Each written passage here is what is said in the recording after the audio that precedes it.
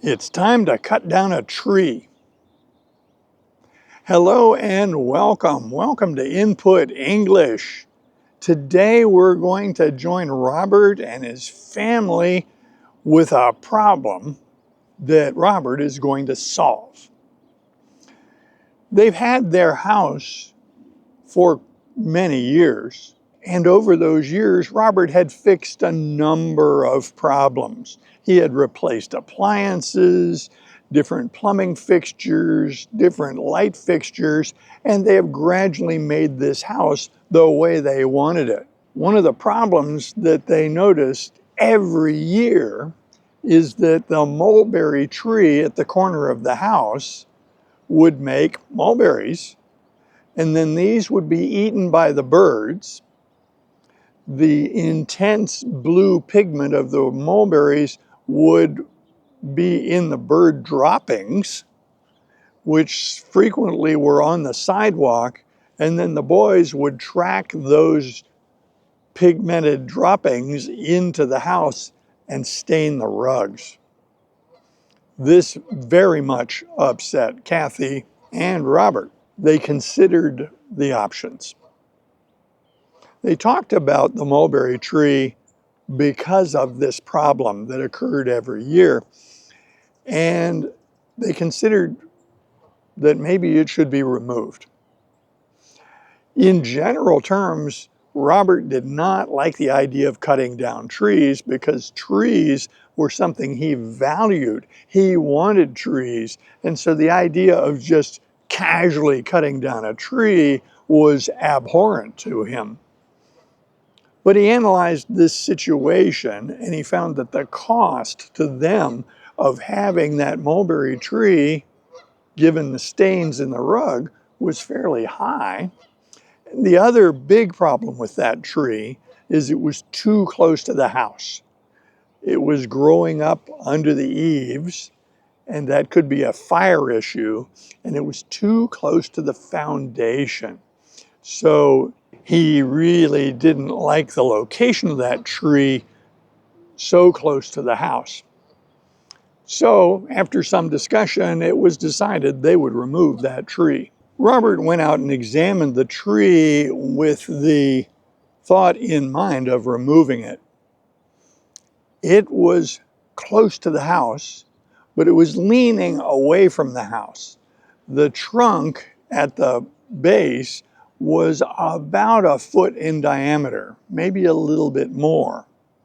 It tapered very gradually until it was at least 10 feet up, and most of the branches occurred above. He decided to remove it himself. He and Kathy had discussed having an arborist come out and remove it, but he decided he could handle it because there was nothing that it could fall on in the yard that it was likely to damage, and he felt that he could do this safely. So when the time came, he cleared things away that could be damaged from a falling tree. He explained to the boys that they needed to stay back, and he gave them specific places they could be during this operation because he did not want them close to the tree. He didn't want a tragedy of someone being hurt by this removal of the tree. And he made the first cut, which was a large wedge cut on the side away from the house. This would be the direction that the tree would fall, and this was also consistent with the way the tree was leaning. He then thought about where he should stand when he makes the final cut. Robert is right-handed, and he looked for his best mode of escape if something happens quickly. He made his decision and made sure everything was clear. He made the final cut. As the saw was coming through the wood, he kept an eye on it. He was looking for motion. He was looking for a reason that he should jump aside to prevent himself from being injured. He was also keeping an eye on the boys who were within sight, but behind the location where he had put them. As the saw made progress, he heard a loud crack. The trunk started to fall very quickly. This was his signal to get out of the way. Things were happening. So he abandoned the saw and jumped back many feet and continued to back away from the tree as the tree fell.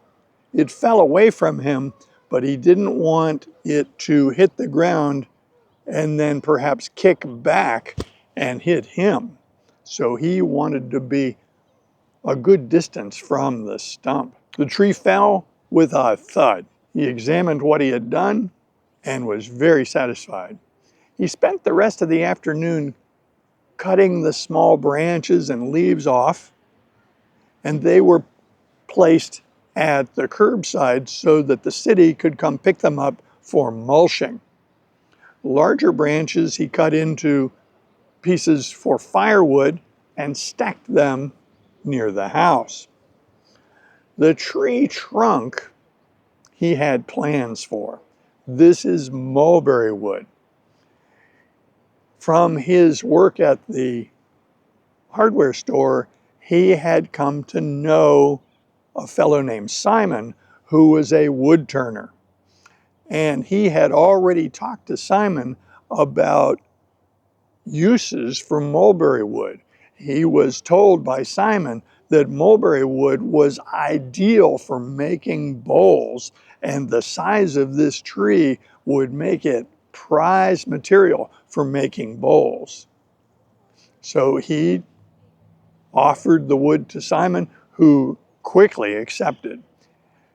Simon was so happy with this offer, he said, "I will come get the wood when it's ready, and then after I make a bowl, you can have one of my bowls." He cut the mulberry trunk into 3-foot sections. They were still very heavy, but they were manageable. Days later, Simon showed up with his truck, and the two of them loaded the sections of the tree trunk into Simon's truck so he could take them home. Simon explained that he would turn some of this fresh green wood into bowls while it's green.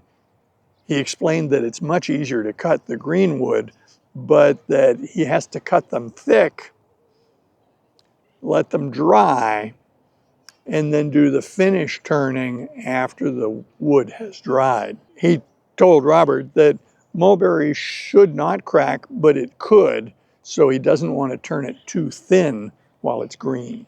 Robert trimmed the stump down to ground level and covered it with mulch. He realized that that mulberry stump could sprout new growth, or it could die and gradually rot away. He's hoping for the latter. That's the end of this episode. I hope you enjoyed it. I invite comments below, and I hope you join us in future videos. See you soon.